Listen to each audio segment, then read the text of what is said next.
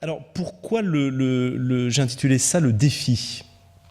Le défi, parce que si vous prenez la belle plaquette consacrée au cours public 2011-2012, sur Histoire et actualité du patrimoine industriel, on peut lire: si ce bâti dédié à des activités d'ordre économique dispose d'un statut incertain entre utilitaire et symbolique, la dimension culturelle qui lui est peu à peu reconnue le valorise comme un véritable corpus d'architecture, et du fait de la désindustrialisation, comme un patrimoine à part entière. Et justement, le défi belfortain, c'est que nous ne sommes pas dans cette logique de désindustrialisation, au contraire. Il n'y a jamais eu désindustrialisation, il y a même réindustrialisation. C'est un mot qu'on entend beaucoup aujourd'hui, comme vous le savez, dans la bouche des politiques. Et comment sortir de ce cycle? Eh bien, c'est ce que nous avons essayé de tenter à Belfort, justement. Repenser l'identité d'une ville, ou retrouver l'identité d'une ville à travers son histoire, son patrimoine matériel et immatériel, comme Paul l'a dit. Repenser enfin notre rapport à la civilisation matérielle, l'industrie, la technique, et plus généralement, parce que c'est ça l'ambition ultime, le rapport entre l'homme et la nature. Et effectivement, c'est une expérience particulière puisque je suis un universitaire et en même temps maintenant un homme d'action, puisque je suis chargé de la culture et du patrimoine. Et pour moi, c'est une expérience unique. J'ai beaucoup hésité, d'ailleurs, parce que je ne suis pas un homme politique, si vous voulez, au sens où on l'entend habituellement. J'ai fait de la politique un peu par inadvertance, parce que le laboratoire que nous avons créé a bien fait induration et cohésion dans son territoire. Et nous avons effectivement attiré l'attention des politiques, et notamment du premier d'entre eux qui est à l'origine de l'UTBM, qui est Jean-Pierre Chevènement, qui représente justement une gauche techniciste, si je puis dire. Il était ministre, son premier poste était ministre d'État chargé de la recherche et de l'industrie, justement. Et c'est lui qui a eu l'idée de créer cette université dans un endroit, dans un lieu, qui est un lieu d'innovation industrielle depuis très longtemps, mais particulièrement depuis le 19e siècle. Donc voilà, donc je me suis dit, tiens, c'est l'occasion peut-être de mettre tes idées en phase avec la réalité. Et mon objectif, c'était comment introduire la culture industrielle dans la culture avec un C majuscule. Et ça, c'était pensé dès le départ. J'ai dit au maire, je veux bien faire équipe à partir du moment où on entre dans cette démarche. Alors le maire, qui est Étienne Bousbach, ne s'est pas fait prier parce que lui-même est habité par cette histoire industrielle, cette culture industrielle, dans la mesure où son père, polytechnicien, a été un grand directeur d'Alstom. Mais c'était l'occasion de repenser notre identité. Et paradoxalement, tenter d'élucider les raisons pour lesquelles le territoire de Belfort, vous savez qu'il s'appelle le territoire de Belfort, c'est quelque chose d'un peu particulier, a longtemps témoigné d'une sorte de déficit patrimonial face à une histoire industrielle toujours dynamique. C'est ça le défi, c'est toujours dynamique. Et une industrie qui a marqué notre modernité dans deux domaines et qui ne sont pas les moindres, c'est-à-dire l'énergie et les transports. Vous savez que la motrice 001 du TGV est née à Belfort. Ce n'est pas rien. Et puis, tout ce qui concerne la production d'énergie, et ça, dès le départ, ce sont les deux mamelles de l'identité industrielle belfortaine. Mais on ne le sait pas. Je veux dire, même les Belfortains ne le savent. J'abuse un peu en disant ça, mais effectivement, on n'a pas vraiment conscience que nous sommes porteurs et traversés par une histoire assez extraordinaire. À l'extérieur du territoire de Belfort, les Français sont souvent ignorants de ce qui se passe là. Alors le TGV, certes, c'est un objet technique connu. Par contre, les turbines à gaz, les turbo-alternateurs qui sont vendus en Afrique du Sud, en Chine, etc., on ne sait pas trop à quoi ça correspond. Alors le constat, c'est justement déficit patrimonial et défi identitaire. Si vous me permettez ce jeu de mots. Alors, pour ceux qui ne connaissent pas Belfort, une carte s'impose. Une carte s'impose. Belfort est ici, les Vosges, le Jura, les Alpes. Hein. Et puis c'est ce qu'on appelle la trouée, hein. Lieu d'invasion. Hein, bien entendu, on a beaucoup souffert des invasions tout au long de l'histoire, hein, mais nous sommes dans une région extrêmement intéressante parce qu'elle est à l'intersection de la Suisse et de l'Allemagne. Hein. Donc on est excentré par rapport à Paris, certes, mais nous sommes, je ne veux pas dire au cœur de l'Europe parce que toutes les villes de France sont au cœur de l'Europe, mais là on sent vraiment vibrer l'Europe à Belfort. Belfort est surtout connu, comme l'a dit Paul, par la citadelle, Vauban, un ingénieur justement de Louis XIV. Et je pense que Belfort a bien conservé dans sa structuration urbaine l'empreinte de Vauban, plus que Besançon par exemple. Hein. Malheureusement, si vous avez visité la France en relief au Grand Palais, vous n'avez pas vu la maquette de Belfort, elle existe, mais on a préféré Besançon parce que, alors là c'est tout un débat entre Besançon et Belfort, je vous parlerai de la question de l'image du territoire de Belfort dans le territoire régional, c'est encore autre chose. Besançon a obtenu le label UNESCO et pas Belfort, alors que je pense que Belfort aurait mérité ce label. Alors le combat n'est pas terminé d'ailleurs, parce que les fortifications de Vauban eh bien, constituent encore la structuration de la vieille ville. Et puis le fameux lion de Belfort, hein, qui a été effectivement inventé par Bartholdi, l'auteur de la Statue de la Liberté, sur lequel effectivement j'ai écrit un livre, le premier livre d'historien sur Bartholdi. Alors ça m'intéressait de travailler sur lui. Alors, le lion de Belfort, vous savez, il a été livré à la ville en 1880, c'est-à-dire après la guerre de 70, que la France a perdu, comme vous le savez. Le traité de Francfort, nous perdons l'Alsace et la Moselle. Par contre, nous conservons Belfort, parce que le petit colonel d'Enfer Rochereau eh bien, a vaillamment défendu les couleurs de la France. Hein. On s'est battu même après l'armistice, et eu égard à cette bravoure, eh bien, Bismarck a concédé que Belfort resta dans le giron national.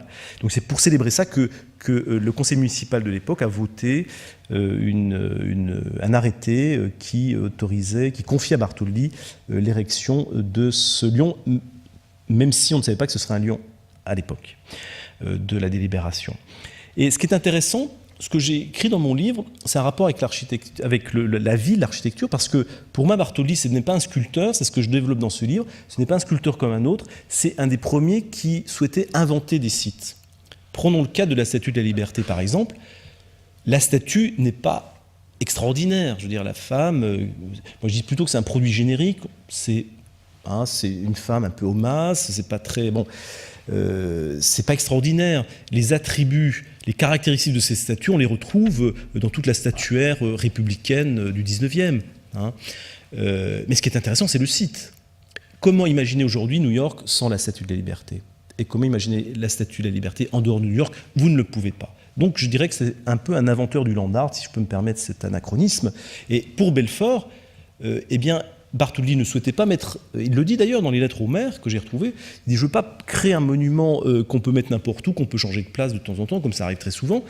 Je veux une espèce d'emblème qui structure en fait la ville. Hein. Donc il voulait, donc ça c'est les glacis du château, et là c'est la citadelle, et le lion est juste devant. Hein, voilà, vous voyez bien ici, hein, il est juste devant.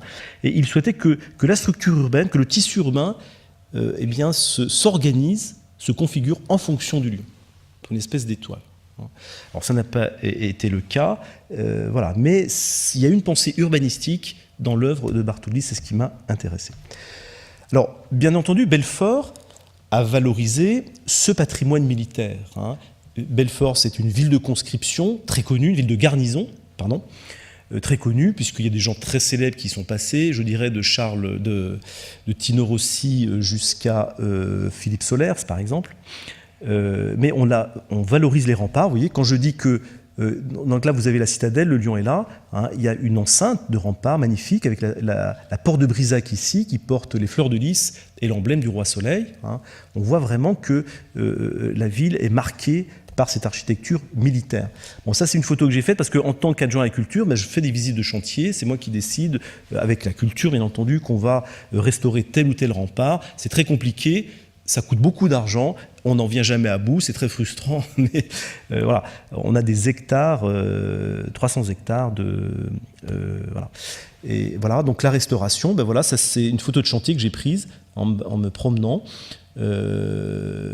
C'est du lourd, comme vous pouvez le voir, hein. Donc là, l'attention des Belfortins est retenue sur cette valorisation-là.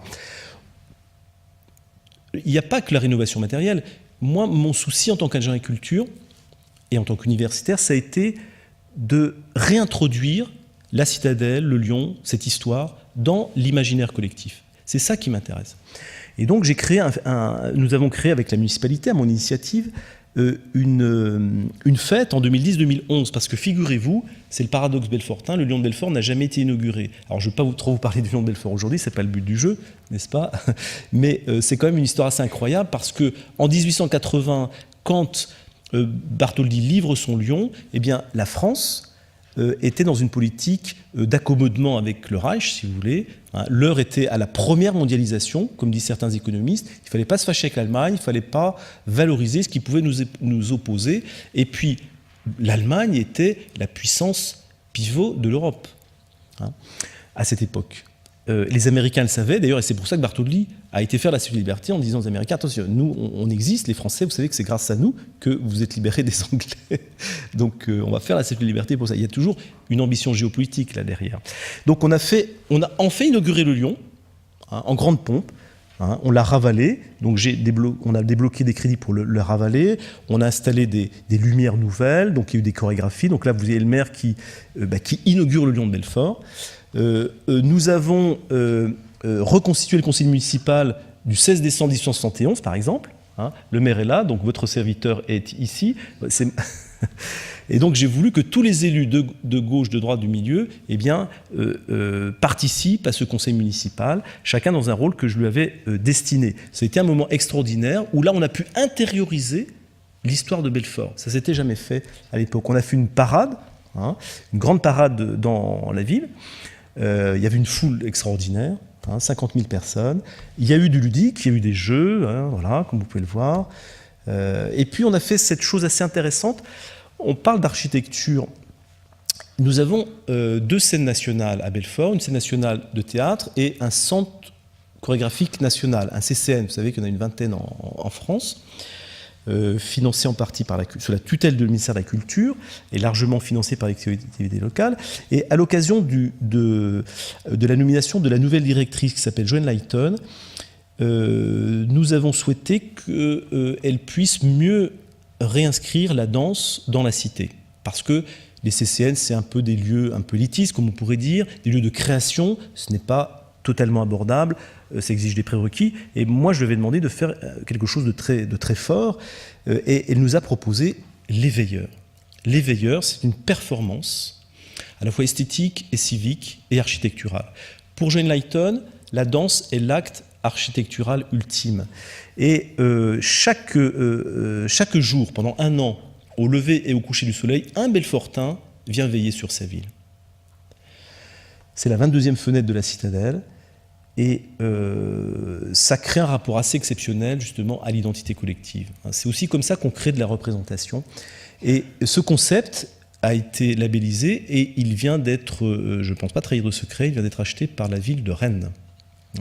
Mais c'est un an. Il faut que pendant un an, les citadins se mobilisent sur cette affaire. Pour leur montrer que la danse, c'est pas forcément de la technique pure, mais ça peut être un engagement. Et qu'est-ce que ça veut dire d'être seul dans cette espèce de bulle pendant 1 heure?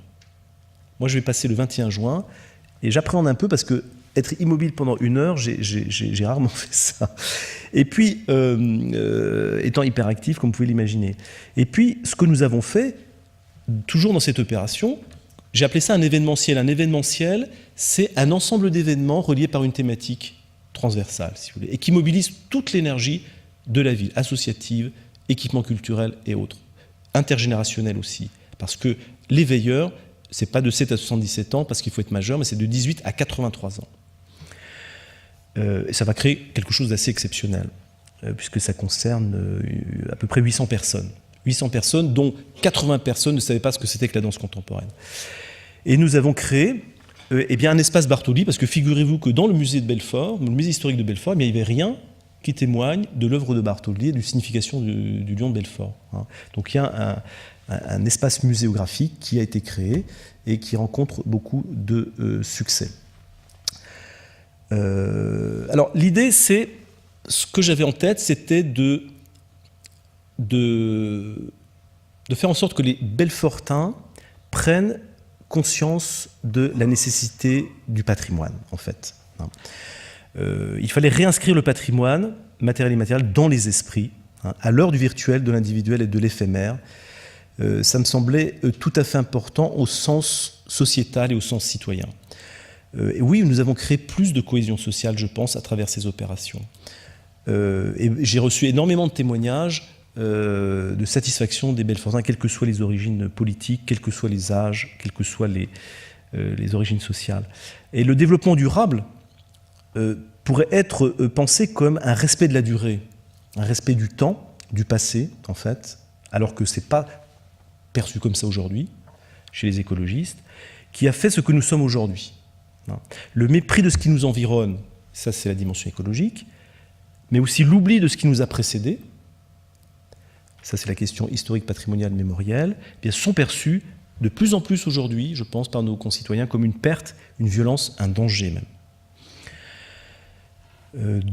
Le renouveau de la conscience patrimoniale trouve, à mon avis, ici sa source majeure.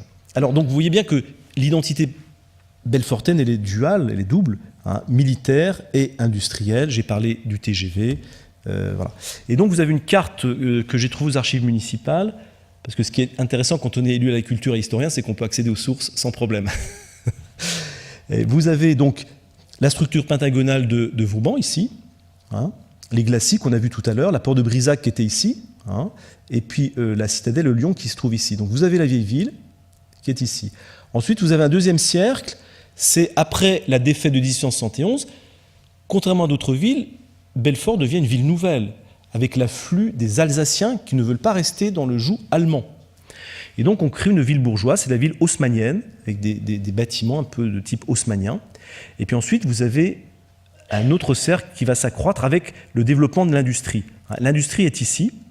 Alors bien sûr, ici, maintenant, il y a des blocs partout, bien entendu, mais l'industrie est ici, vous voyez. Alstom, c'était la SACM au départ, la Société alsacienne de construction mécanique se trouve ici, se trouvait ici, et vous voyez bien qu'il y a une espèce de bisection. Ça, c'est le chemin de fer. Belfort a reçu un chemin de fer assez tôt, a ouvert une gare en 1858. Et c'est une des raisons pour lesquelles les industriels mulhousiens vont venir en France, et notamment à Belfort. Non pas par exigence patriotique, contrairement à ce qu'on m'avait appris quand j'étais petit, mais parce qu'ils voulaient avoir le marché français. Et puis il y avait une main-d'œuvre qui était là, c'était la main-d'œuvre des Alsaciens qui ont opté pour la France. Donc Belfort devient une ville nouvelle à partir de ce moment-là. Et voilà, donc l'industrie est là. Là, il y a les cités ouvrières, mais il y a cette coupure qui est ici. Et dans mon esprit, c'était comment une coupure peut devenir une couture. C'était tout le sens de notre action. Alors, il y a toute une série de bâtiments qui sont nés à la faveur de la naissance de Belfort, ville industrielle, des maisons patronales, comme celle-ci en particulier. Joseph Tournesac, qui est peut-être plus entrepreneur qu'architecte, il est un petit peu les deux, a développé toute une série d'habitations nouvelles, comme celle que vous voyez. Ça a été construit pour Plumez, Auguste et Gustave, employés de la Société alsacienne de construction mécanique. On est en train de faire une enquête, la première qui a été faite dans le cadre d'un master avec l'Université de Strasbourg. Vous voyez, ça c'est récent. L'idée que oui, nous avons des bâtis individuels de grande qualité. On n'en avait pas conscience jusqu'à l'année dernière. Bien entendu, l'identité industrielle a marqué la sociabilité, l'urbanisation, mais aussi la société. Voilà, ces fameuses photos très connues. Mais vous avez aussi l'inscription de cette identité dans la fiction. Je pense à Alain Gerbert, qui est un grand écrivain, qui a une rubrique à France Musique de musique de jazz, d'ailleurs. Alors ça s'appelle le Faubourg des coups de trique. Ben oui, parce qu'après avec la naissance de Belfort comme ville industrielle, eh bien, un adjoint au maire de l'époque va être chargé des faubourgs. Il y a un adjoint au maire chargé des faubourgs. Il faut développer les faubourgs parce que les ouvriers vont s'installer autour des faubourgs.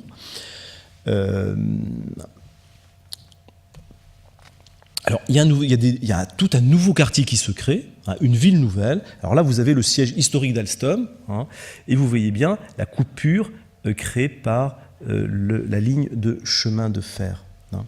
Alors, ça veut dire quoi? Ça veut dire une église, par exemple. Hein, ça veut dire un marché, etc., etc. Ça veut dire une roseraie ou l'harmonie d'Alstom, parce que parce que les entreprises à l'époque faisaient de la médiation culturelle, comme on dirait aujourd'hui. Hein. Les harmonies, c'est aussi une manière pour les ouvriers de découvrir la musique. Voilà. Et là, vous voyez, alors ça c'est issu de notre livre Alstom à Belfort, 130 ans d'aventure industrielle. Eh bien, on a numérisé ça à l'occasion de ce livre. On voit bien l'évolution de l'emprise de l'industrie dans cette parcelle purement industrielle avec justement le chemin de fer qui est ici. Hein. C'est très rapide puisque là c'est 1883 et là c'est 1928. Vous voyez, l'évolution est extrêmement rapide. Alors Mulhouse est doté d'outils de valorisation patrimoniale assez extraordinaires, chemin de fer, automobile, papier peint, électricité. Hein, ça je crois que c'est assez connu.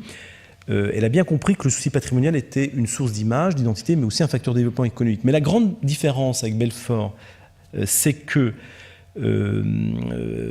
Mulhouse, qu'on appelait la Manchester française au XIXe, s'est largement laissé supplanter par son greffon belfortain, comme je disais tout à l'heure. Hein. La Société alsacienne de construction mécanique crée une antenne à Belfort pour conserver le marché français après 1871, mais le greffon va tuer va tuer la source, en définitive, notamment dans le domaine de la construction mécanique et électrique. Hein.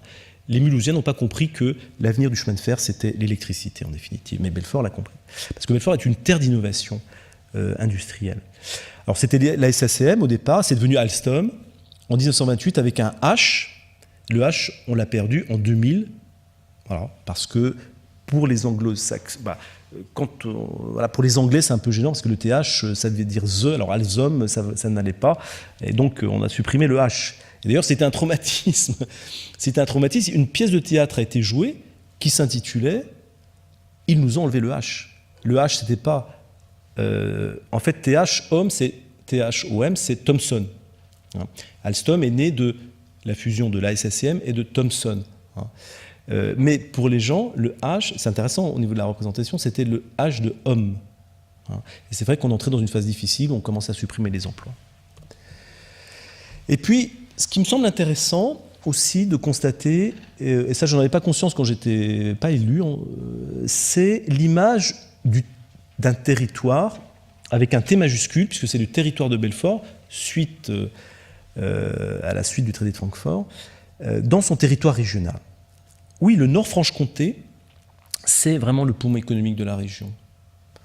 Là, vous avez, par exemple, donc à quelques kilomètres de Belfort, vous avez Sochaux-Montbéliard, siège historique de Peugeot, qui est devenu PSA, Peugeot Citroën. Hein. C'est pas rien. Dans les années 60-70, c'est 40 000 personnes qui travaillent sur ce site. Hein. Aujourd'hui, on essaie de créer justement une aire urbaine.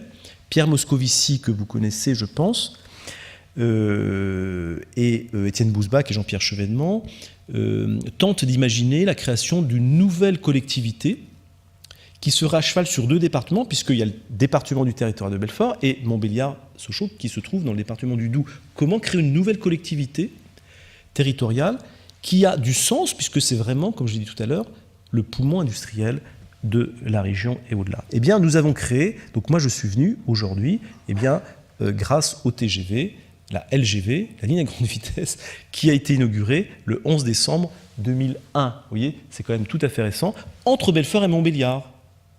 Hein, on développe des équipements importants, type Hôpital-Médian, dans cet espace intermédiaire entre Belfort et Montbéliard pour recréer quelque chose de nouveau. Alors maintenant, grâce à LGV, on peut faire Francfort-Marseille en 8 heures. C'est quand même assez exceptionnel. Hein, donc vous avez ici Mulhouse, Strasbourg, donc vous voyez l'Allemagne, la Suisse, voilà, et Paris. mais on peut aller à Marseille sans problème. Alors, donc ici c'est Belfort, donc c'est ce que j'appelle le Nord-Franche-Comté, avec Bâle, grande capitale industrielle, comme vous le savez, chimique, pharmaceutique. Là c'est Neuchâtel, là c'est l'Allemagne. Le Nord-Franche-Comté, et puis vous avez Besançon ici, la Haute-Saône ici, le Jura. Alors ça c'est très champêtre comme espace, mais Besançon est la capitale. Besançon est la capitale, mais ce n'est pas la capitale industrielle, c'est plus la microtechnique. Mais néanmoins, il y a une représentation des Byzantins de Belfort qui ne correspond pas à la réalité. Parce que Belfort a une bi-appartenance culturelle, donc j'en ai parlé, parce que c'était une partie du Haut-Rhin avant 1870. Dans la rue piétonne de Belfort, on a conservé la plaque Belfort, département du Haut-Rhin. On était alsaciens à l'époque. Et donc, les représentations belfortaines, elles sont plus du côté de Mulhouse que du côté de Besançon. Alors, quelle est l'image de Belfort dans le regard des Byzantins ? J'ai pris pour vous quelques documents que j'ai récupérés lors d'une conférence qui a été faite justement avant l'avènement de la LGV. C'est toujours intéressant de récupérer des documents comme ça, un peu publicitaires, mais ils sont porteurs de sens quand on sait les lire. Et j'ai ouvert donc ce dépliant qui s'appelait 10 chantiers pour le club TGV Rhin-Rhône. Donc il y a des clubs TGV qui ont été créés. Cercle Besançon, Franche-Comté en 2011. Les attentes des milieux économiques avec l'arrivée de la grande vitesse. Alors ce qui est intéressant, c'est ça. Il ne faut pas le répéter, j'espère que je ne suis pas enregistré, mais quelles sont les faiblesses de la Franche-Comté, d'après ce document qui a été fait à Besançon? Eh bien, tenez-vous bien, arrive en tête l'absence de grandes entreprises leaders. Alors que si PSA, Peugeot, Citroën, c'est plus une entreprise leader, si General Electric a son siège européen, c'est plus une entreprise leader dans le domaine de l'énergie, si Alstom n'est pas une entreprise leader, qu'est-ce que c'est? C'est intéressant ça. Ça, je ne l'ai pas inventé, c'est le document tel que. Des territoires faiblement peuplés, l'accès difficile aux aéroports. Nous, on est tout à côté de Mulhouse-Bâle, seul aéroport trinational. Moi, quand je prends l'avion, c'est très facile. Déficit d'image de la Franche-Comté. Oui, mais ce n'est pas comme ça qu'on va redresser le déficit d'image de la Franche-Comté. Ça, c'est quelque chose qui date, que j'ai récupéré en avril, avril 2012, donc c'est tout récent. Donc c'est Marie-Guy Dufay, qui est une présidente pleine d'allant, c'est pas la question, présidente de la région. Son éditorial s'intitule « Participer à l'aventure industrielle ». Et qu'est-ce qu'on peut lire? La tradition industrielle franc-comtoise remonte au Moyen-Âge, c'est vrai, l'exploitation du sel à Saint-Lin-les-Bains, activité poursuivie aujourd'hui par Solvay. Au XVIIIe, la Franche-Comté fut la terre des maîtres de forge, notamment à Siam, Fraisans, Bains. L'horlogerie et la lunetterie ont permis à l'industrie de précision de se développer. Vous voyez, rien sur le Nord-Franche-Comté, rien sur la construction mécanique, électrique, on est dans les lunetteries, et là on est dans le département du Doubs, dans le Jura, mais on n'est pas du tout dans le territoire de Belfort. Vous voyez, donc il y a des frontières qui sont dans les têtes, et la difficulté, eh bien c'est ça. Donc il y avait deux sortes de déficits. Il y avait le déficit des Belfortins par rapport à leur propre mémoire, leur propre patrimoine, et puis il y a aussi la méconnaissance des élites franc-comtoises par rapport à Belfort. Région à forte tradition industrielle, je n'insiste pas, mais vous voyez bien que, par exemple, ça c'est la valeur ajoutée, c'est la part de l'emploi. L'industrie, dans le Nord-Franche-Comté, c'est 22,7%, en France c'est 14%. La part de l'emploi, toujours dans l'industrie, dans le Nord-Franche-Comté c'est 23,9%, en France c'est 15,4%. Donc oui, Belfort est encore une ville industrielle majeure. Et puis aussi, il faut prendre en compte, toujours dans ces représentations sociales,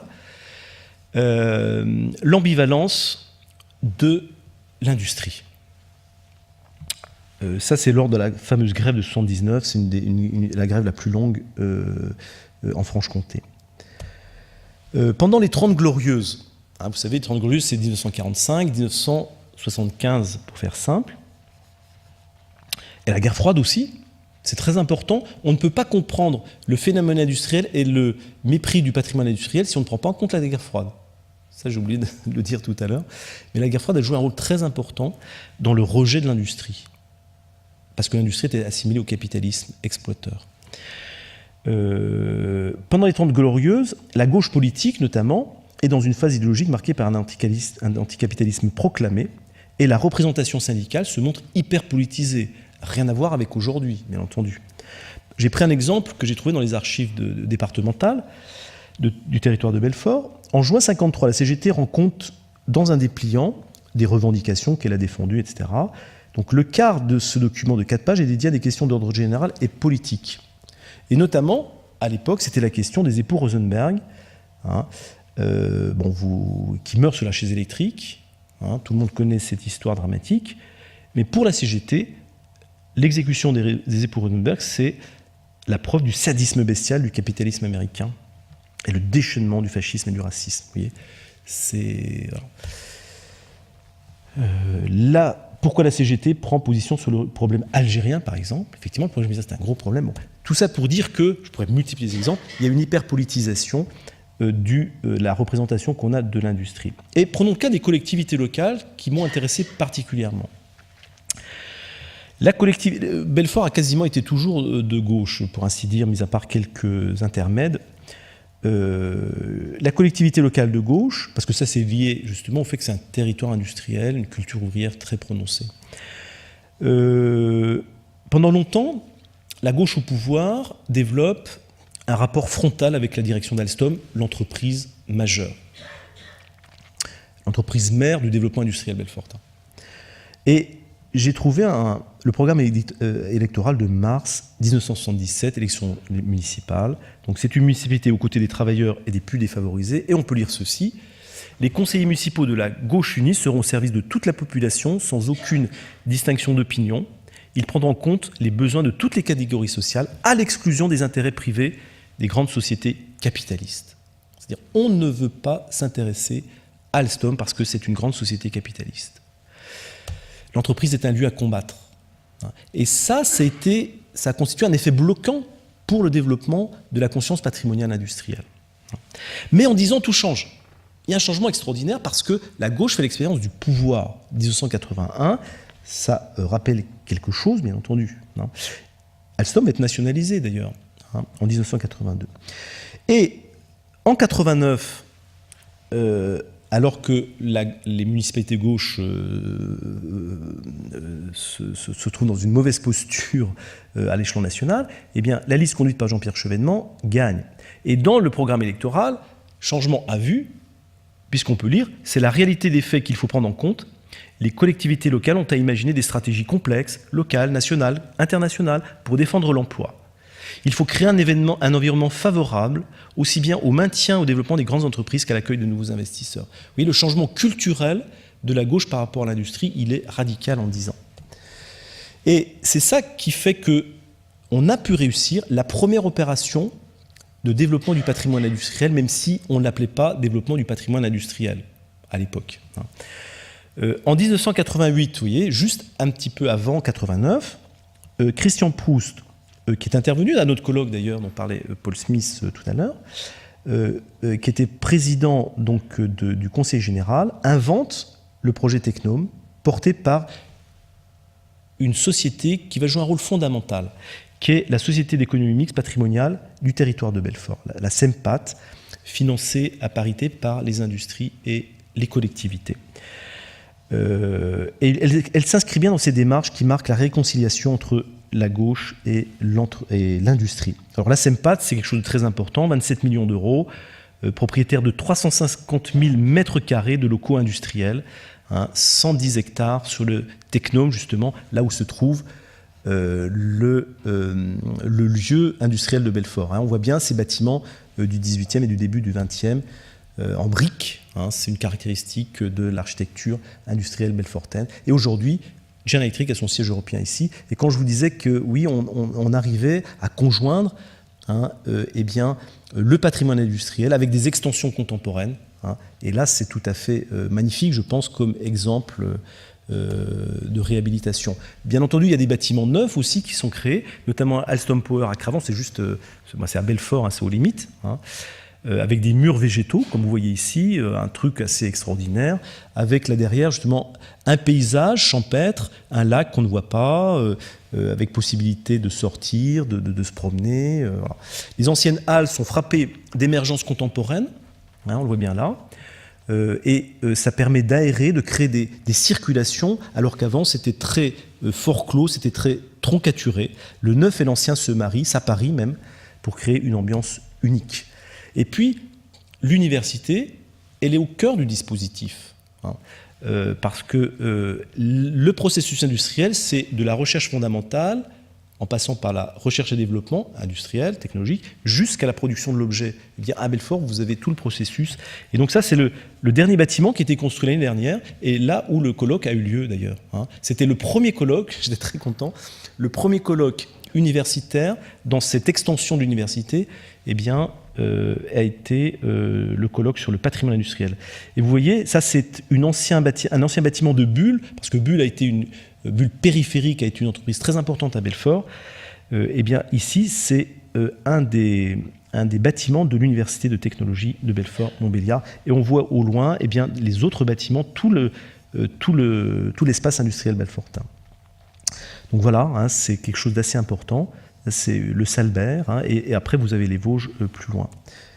C'est quand même assez impressionnant. Alors, justement, ce qu'on essaie de mettre, c'est de la convivialité. Avant, c'était un espace de labeur au sens primitif, au sens de supplice.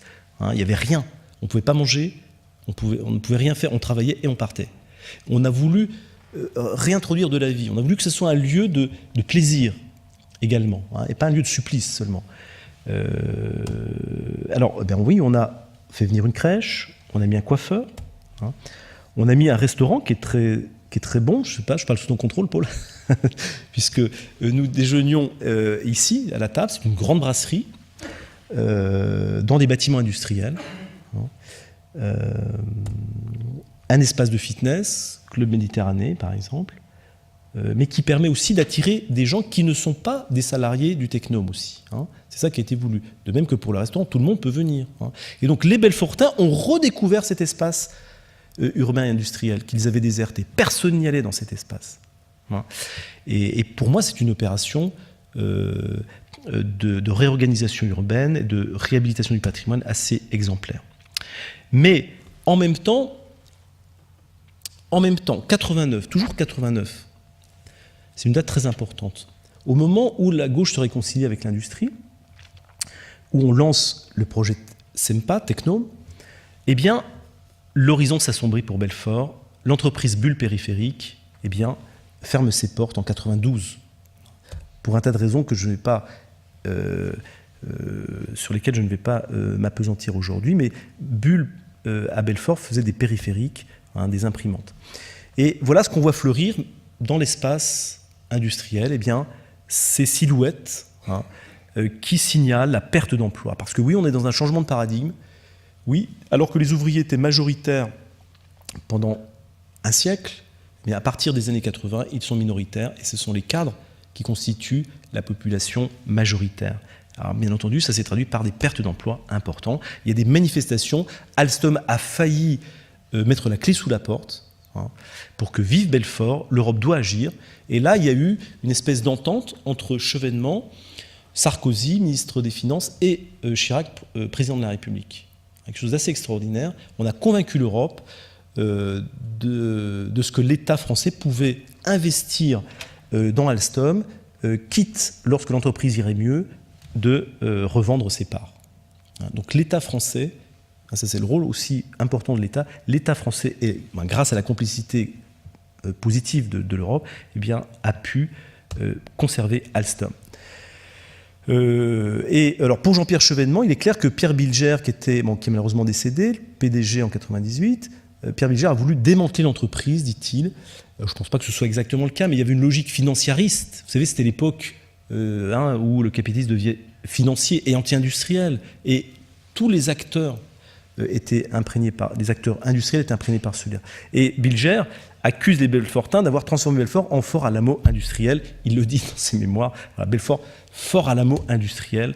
Voilà. Et alors, fait extraordinaire, donc ça c'est l'espace d'aujourd'hui. Alors on voit toujours la bisection du chemin de fer. L'université est par là, on ne la voit pas trop. Et puis toutes les cités ouvrières qui sont ici. Vous avez Alstom et en rouge, c'est General Electric, entreprise concurrente dans le domaine énergétique d'Alstom. Vous voyez, c'est un cas assez extraordinaire. Mais c'est ainsi, voilà, c'est encore un autre paradoxe de Belfort. Et donc, le problème de la valorisation patrimoniale. Moi, à ce moment-là, j'ai longtemps vécu à Paris, et quand je revenais par la gare de l'Est à l'époque, je me disais, mais il faudra faire quelque chose un jour. Si un jour j'ai des responsabilités, je ferai quelque chose pour valoriser le patrimoine industriel. Ça, c'est un truc qui est juste depuis 20 ans. Et donc, j'ai commencé à développer mes arguments. J'ai créé ce laboratoire en 1999, mais les élus me disaient à l'époque, ah ben non, attendez, l'heure est grave, si vous parlez de patrimoine industriel, si vous parlez de musée, les gens vont penser que c'est la mort qu'on leur annonce. L'approche patrimoniale était perçue dans cette période de crise comme une œuvre nécrophilique d'une certaine manière. Donc on me disait, oui, c'est très intéressant, mais malheureusement, l'acceptabilité sociale ne sera pas au rendez-vous. Ce n'est pas le moment. Donc on m'a dit ça plusieurs fois, et je pense qu'ils avaient certainement raison d'une certaine manière. Et finalement, le patrimoine industriel, l'identité industrielle de Belfort, c'était, comme Gambetta à propos des provinces perdues en 1871, il pensait toujours, n'en parlait jamais. Voilà. Alors heureusement, nous sommes sortis de la crise grâce au sauvetage d'Alstom, une opération magnifique de prise en conscience de l'importance de l'industrie. 2007, c'est, je dirais, le coming out, la sortie de la crise. Journée portes ouvertes d'Alstom, 13 000 visiteurs. Voilà, symboliquement, on était sorti de la crise.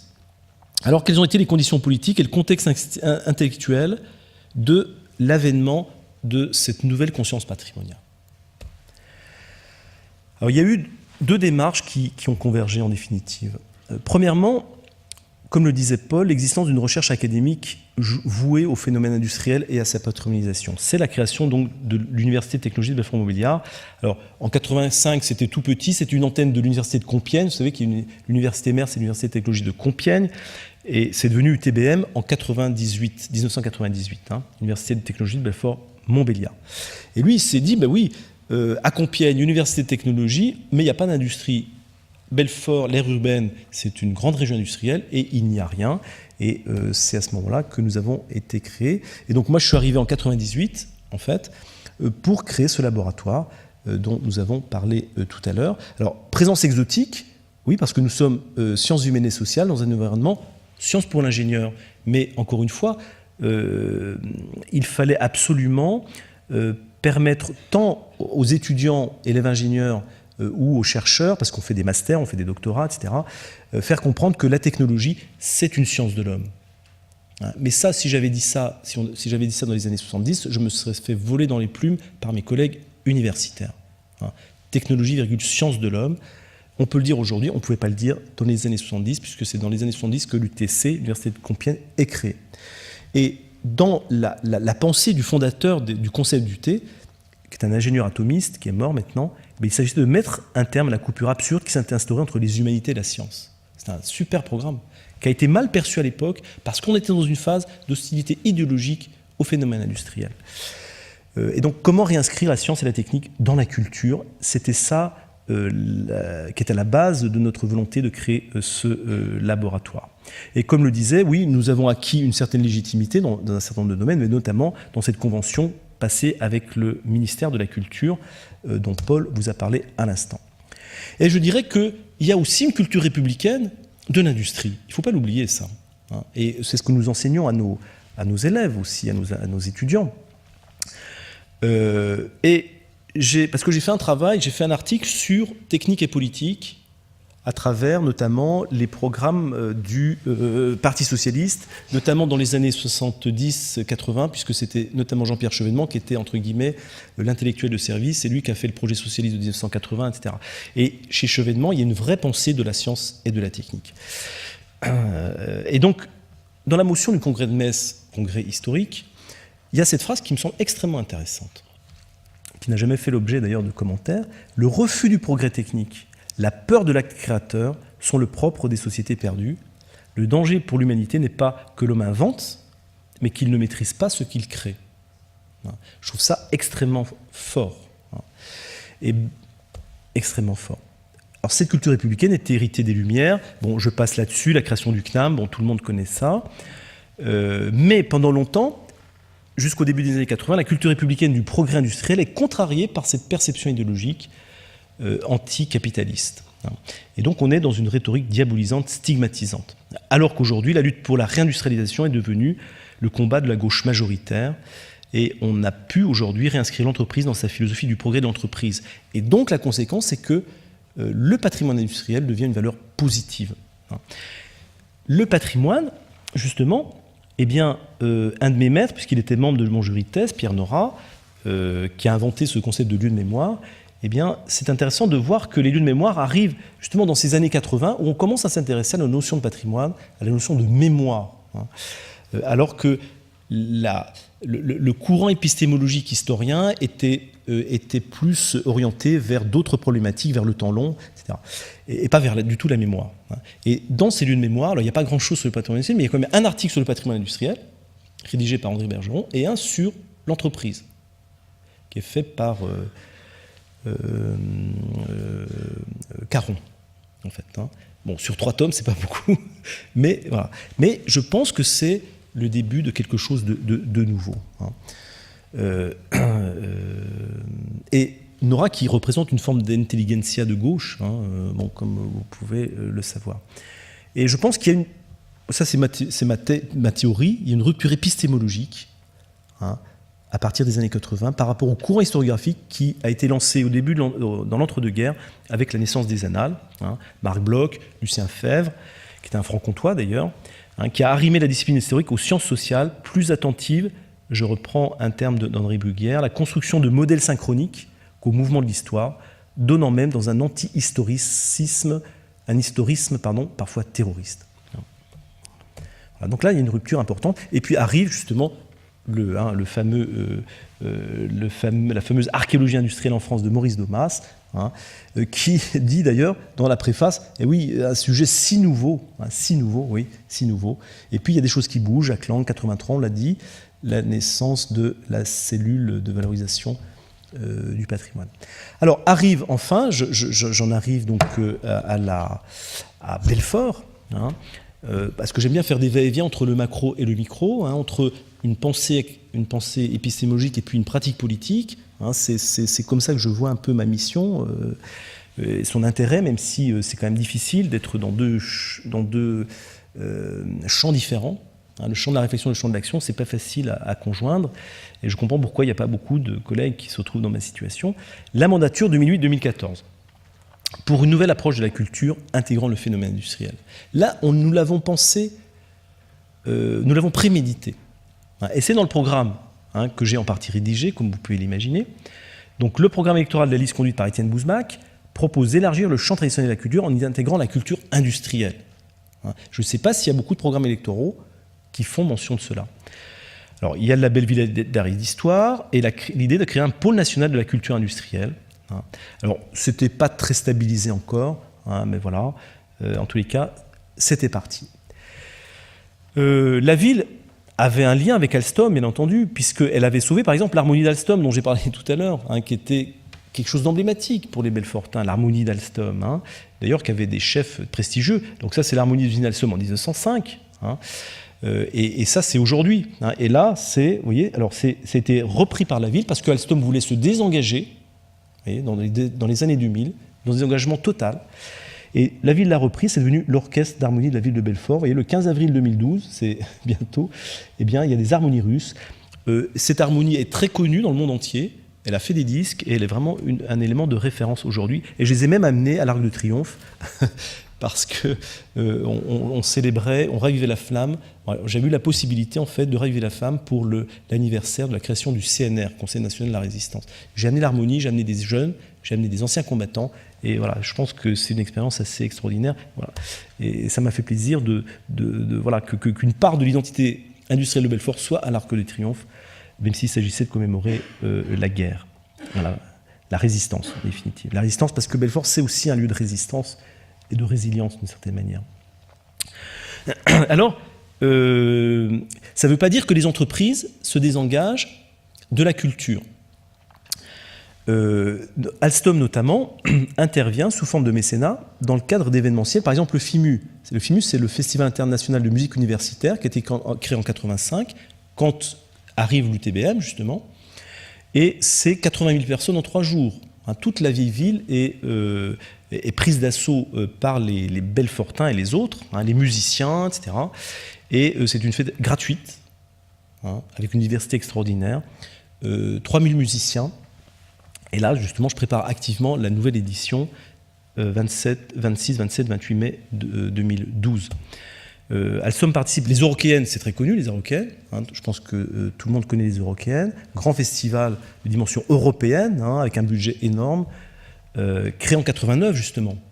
89, au moment où est créé, où Christian Poust crée la Scène-Path, qui est donc le Technôme, eh bien, il crée en même temps un événement musical extraordinaire, avec des grands groupes mondialement connus. Mais la culture se pense à ce moment-là, vous voyez, hors du territoire industriel. Les entreprises s'engagent pour des actions culturelles, mais en dehors du lieu. Et d'ailleurs là, c'est juste à côté de Belfort, c'est un lieu magnifique. Il y a plusieurs scènes en même temps d'ailleurs, c'est un festival où vous pouvez entendre plusieurs concerts au même moment, parce que c'est à la campagne, c'est au pied des Vosges, c'est quelque chose d'assez extraordinaire. Mais vous voyez bien que les entreprises inscrivent leur action culturelle en dehors du champ industriel.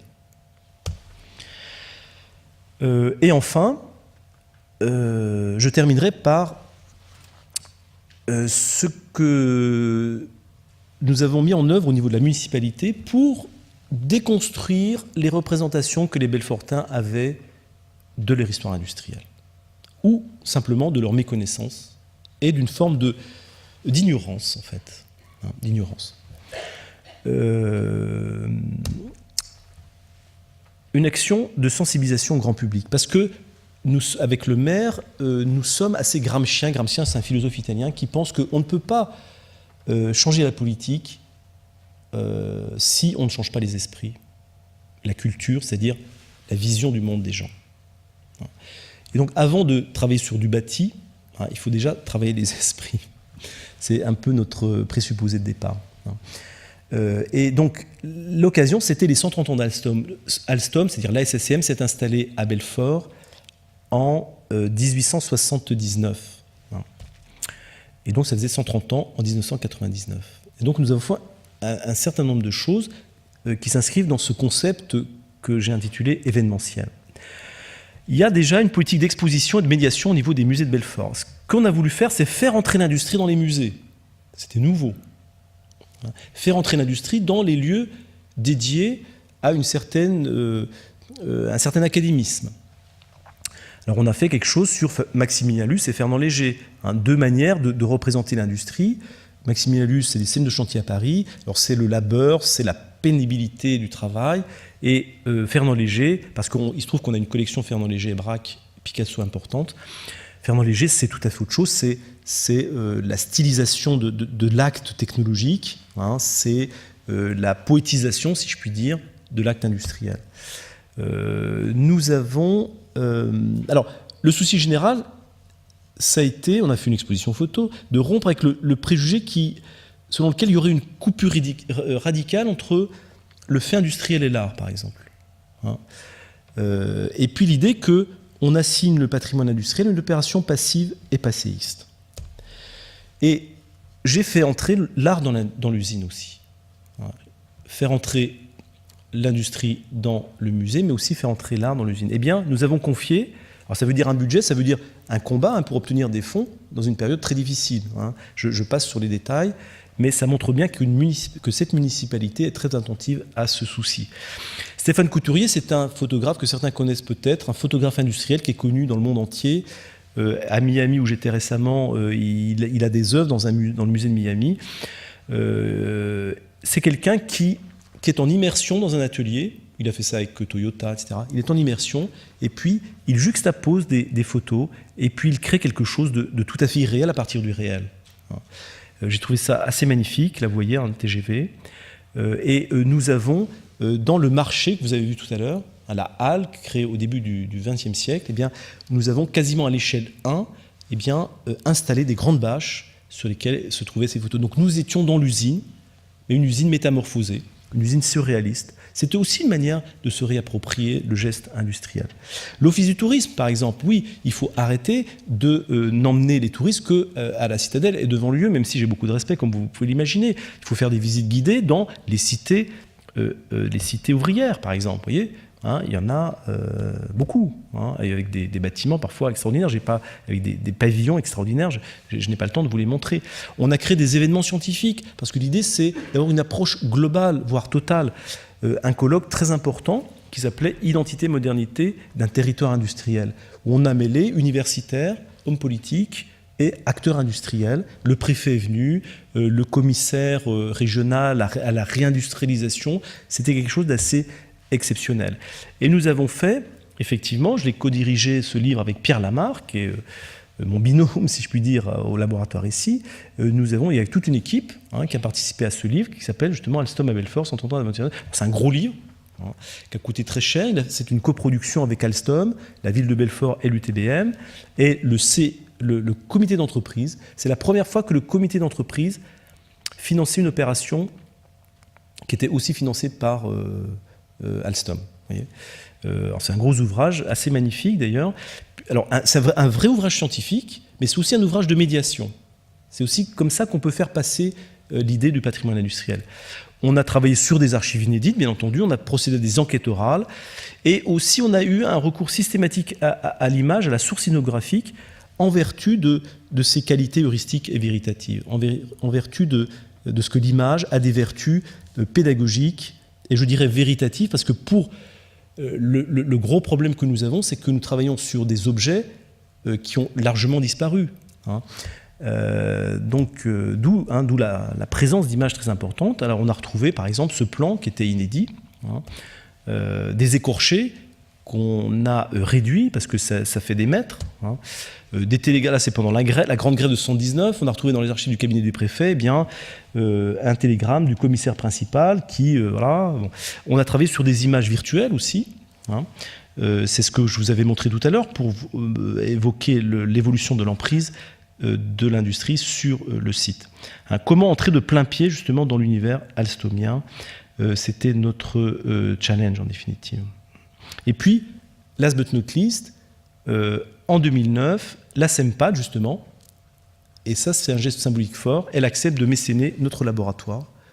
Je crois que ça c'est quelque chose de très important qui nous aide bien entendu, mais qui montre bien que le projet Technome, dont je vous ai parlé tout à l'heure, commence à appréhender la dimension culturelle et mémorielle.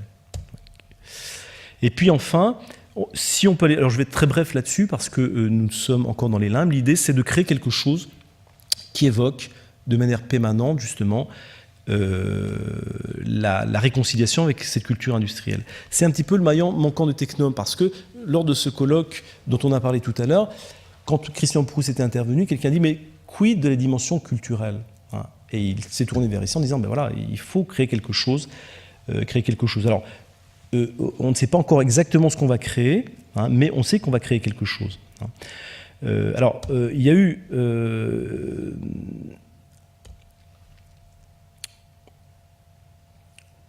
Oui, alors on sort, c'est ce que je disais tout à l'heure, de la logique de la reconversion avec changement d'usage, puisque les bâtiments que je vous ai montrés tout à l'heure sont modernisés, actualisés, ils conservent leur identité architecturale primitive, même s'ils sont contemporanéisés, et ils sont dédiés à des fonctions en rapport avec l'activité industrielle. Donc on n'est pas dans la logique habituelle. Mais c'est ce que je vous ai montré tout à l'heure, un ancien atelier de l'entreprise Dollfus Mig et compagnie était reconverti par le cabinet Reichen et Robert, c'est devenu le siège de General Electric. Et l'enjeu urbanistique n'est pas innocent, puisque dans le projet de ville qui concerne donc la politique urbanistique, on souhaite recomposer un pôle de grand rayonnement à cet endroit-là, pour renforcer les continuités spatiales et sociales. Alors, on appelle ça la cité d'innovation à défaut d'autre chose, ou pôle de culture industrielle. Donc, le concept n'est pas du tout stabilisé, donc j'en parle rapidement, avec beaucoup de précautions. C'est un projet, ce qui est intéressant, porté à la fois par la ville de Belfort et l'Université de technologie. RECI a en charge ce que j'appellerais la guidance scientifique de la phase amont. Un conseil scientifique a fonctionné pendant 1 an, qui a permis de mettre en exergue la génétique industrielle de Belfort, de réfléchir sur les enjeux méta, les enjeux méta des rapports entre l'homme et la technique. C'est ça aussi qui nous intéresse, et comment le phénomène industriel peut vivre dans un territoire et comment le patrimoine industriel peut exister. Donc c'est à la fois valoriser une identité industrielle, j'ai expliqué ce qu'il en était, mais c'est aussi penser le rapport entre l'homme et la modernité. Miroir du passé, vitrine du présent, fenêtre sur l'avenir.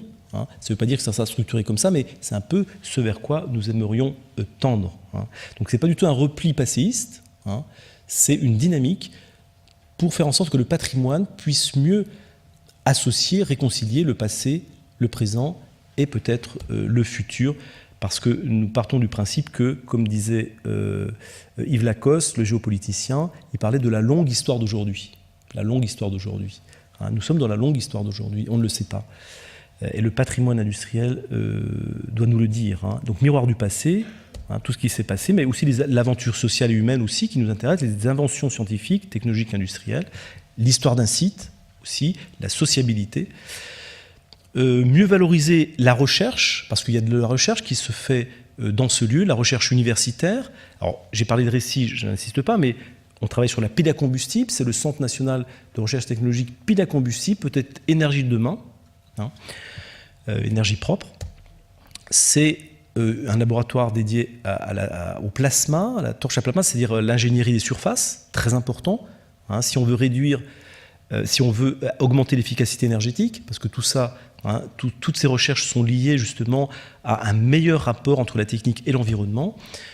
General Electric a fait une recherche, a installé un centre de recherche technologique également, centre d'excellence mondiale. Et puis fenêtre sur l'avenir, parce qu'il faut absolument que la science et la technique soient mieux appropriées dans leur dimension éthique, écologique ou citoyenne par les jeunes. Et c'est cette dimension éducative à laquelle nous croyons particulièrement. Alors on a fait un certain nombre de choses. On a fait par exemple une veille.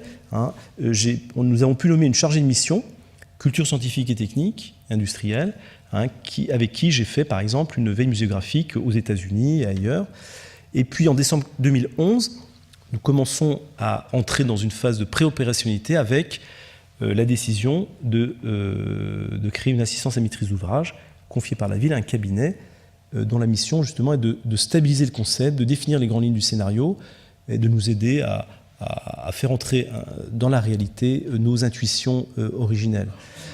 Tu parlais du label Ville et Pays d'Art et d'Histoire. Effectivement, Belfort ne l'a pas, ce qui n'est pas normal. Et donc, ça y est, c'est parti. Les contacts avec le ministère de la Culture sont pris. Les deux démarches sont conjointes pour moi parce qu'elles obligent à de la transversalité à la fois politique et technocratique. Parce que ce qui n'est pas facile pour un élu, et je plaide pour les élus, ce qui n'est pas facile pour un élu, c'est de faire comprendre c'est de faire comprendre à l'administration qu'on peut créer des événements, qu'on peut créer quelque chose qui ne s'apparente pas de la gestion. Bien entendu, la mission première de l'administration, c'est de gérer. Créer une cité d'innovation, c'est quelque chose qui n'est pas dans les gènes de l'administration. C'est très difficile à mettre en œuvre, mais aussi au niveau d'ailleurs des politiques. Et je pense que la démarche label Ville et Pays d'Art et d'Histoire, ça permet de mieux approprier la problématique plus générale du patrimoine industriel. Voilà. On va essayer de faire bouger les esprits au niveau de la technocratie. Nous allons lancer une campagne de recueil de témoignages auprès des Belfortins, grâce notamment aux maisons de quartier, aux centres culturels et sociaux. On en a 10 à Belfort, vous voyez, c'est quand même extrêmement important. On voit bien que la culture, ça a une place majeure, constitue un corpus, favoriser la diffusion du concept, et puis renforcer le lien intergénérationnel, parce que le patrimoine, c'est ça aussi, me semble-t-il, en tant qu'élu. L'incubation académique, on en a parlé tout à l'heure. Oui, le colloque, voilà, la plaquette de présentation dont a parlé Paul, c'est ça, le patrimoine industriel, nouvelles politiques urbaines et sens de la reconversion. Chaque jour, il y avait à peu près 100 personnes sur une semaine, ce qui est quand même une réussite. grâce donc au ministère de la Culture, au SILAC et à l'UTBM. Hein. Et c'est important de faire venir les élus dans ces lieux-là. Hein, donc il y a eu Christian Proust qui est venu, il y a eu le maire de Belfort, bon, il y a eu d'autres élus. Alors oui, il faut aussi que les élus accèdent à un certain niveau de problématisation de leur propre politique. D'où l'idée effectivement de lancer de la formation continue pour les élus, et je suis très favorable à cette idée. Donc voilà ce nouvel amphithéâtre dont j'ai parlé tout à l'heure, hein, et c'est donc le SILAC, l'UTBM Récit et le ministère de la Culture, hein, plus ceux qui nous ont aidés. Et donc les actes vont être publiés dans la revue du SILAC. Donc on a fait une présentation de la Cité d'innovation, quelque chose de très léger, hein, pour tous les membres du colloque, et j'ai tenu à ce que le maire soit là, et que l'architecte de la ville de Belfort soit là. Hein. Il ne faut jamais relâcher l'effort, tous les jours, j'en parle au maire de Belfort, hein. Il ne faut pas relâcher l'effort, donc ça c'est les participants au prix SILAC, jeunes chercheurs. Hein. Voilà. Et j'en termine là-dessus, c'est la question de l'acceptabilité sociale et politique. L'une des difficultés de ce dossier, et qui n'est pas propre à Belfort, hein, l'île de Nantes, c'est la même chose, dans un autre genre, hein, c'est d'emporter l'adhésion de la sphère politique sur un projet qui reste difficilement appréhendable intellectuellement, d'une part, et puis deuxième, parce qu'on nous dit, mais l'industrie, ça marche, voilà, on produit des objets, il y a de l'emploi, pourquoi penser au patrimoine industriel? Bon, c'est difficile d'aller contre ce constat. Hein. Il faut travailler au corps, les représentations. Et puis le risque, le coût, hein, qui sera certainement élevé, quel que soit le livrable que nous retiendrons. Mais il faut compter, et c'est là en tant qu'élu, c'est dans cette position d'élu que je me rends compte que on ne peut pas faire une politique si on ne commence pas à travailler sur les représentations. Et on peut très bien lancer une politique extrêmement intéressante, cohérente intrinsèquement, mais qui se plantera parce qu'on n'a pas travaillé au corps les imaginaires sociaux. Et ça commence par une municipalité. Une municipalité, c'est un ensemble de gens d'origines très diverses, qui ont des professions très différentes, et qui ont un degré de conscientisation du patrimoine très différent, très variable. Donc il faut travailler sur ce potentiel contradictoire et conflictuel des perceptions des uns et des autres. Et puis un des freins à cette acceptabilité sociale et politique, c'est la difficulté de décrire le contenu de ce lieu. Oui, nous ne sommes pas en présence d'une collection, hein, voilà, d'objets tangibles, hein, qu'on peut agencer à partir d'une scénographie. Ça, ce serait relativement simple à faire. Hein. Alors on essayait. Alors ça, c'est une photo que j'ai prise moi-même d'ailleurs l'année dernière, quand on a commencé à transformer la centrale EDF Saint-Denis 2, qui va devenir la cité du cinéma de Luc Besson. Donc 2 jours après le début des travaux, je suis intervenu et je vais voulu sauver ce groupe turbo-alternateur qui fabriquait de l'électricité pour Paris-Nord. Usine Alstom-Belfort, vous voyez, Belfort rayonnait en France, mais dans le monde entier d'ailleurs. Hein. Je voulais vraiment récupérer cet objet. Je n'ai pas pu. Parce que ça coûte très cher. C'est très difficile. Voilà, alors, rassurez-vous, il y en avait 3. Il y en a une qui est conservée, hein, qui sera à côté du restaurant de cette future cité du cinéma. Mais voilà. Vous voyez, c'est des objets qui ne sont pas simples à montrer, à préserver, à valoriser. Même si on a un laboratoire d'informatique qui travaille sur la reconstitution numérique, et bien entendu, il faudra tendre vers ces nouvelles manières de montrer les choses. Qu'est-ce qu'on va faire? Est-ce que ça sera un équipement? Je n'en sais rien pour l'instant. Au cœur du technome ou ailleurs? Au cœur de ville? Pourquoi pas? Ou est-ce qu'on peut utiliser des lieux existants? On ne sait pas. Et puis peut-être, enfin, c'est un autre frein pourrait être ce que j'appelle la doxa actuelle sur les territoires et l'obsession métropolitaine. Il y a une espèce de doxa métropolitaine, et nous, on a du mal à se positionner par rapport aux grandes métropoles, puisque nous sommes ville moyenne. Certes, l'aire urbaine Belfort-Montbéliard, c'est 300 000 personnes, mais nous avons du mal à exister, à faire valoir notre légitimité, notre originalité dans ces mouvements de métropolisation. Et donc, la cité de l'innovation, notamment, pourrait peut-être apparaître comme un lieu de résistance à ces conceptions univoques sur le développement territorial. et permettre de mieux reconsidérer notre civilisation matérielle, parce que le patrimoine industriel, c'est un élément majeur de la civilisation matérielle. Voilà, merci pour votre attention.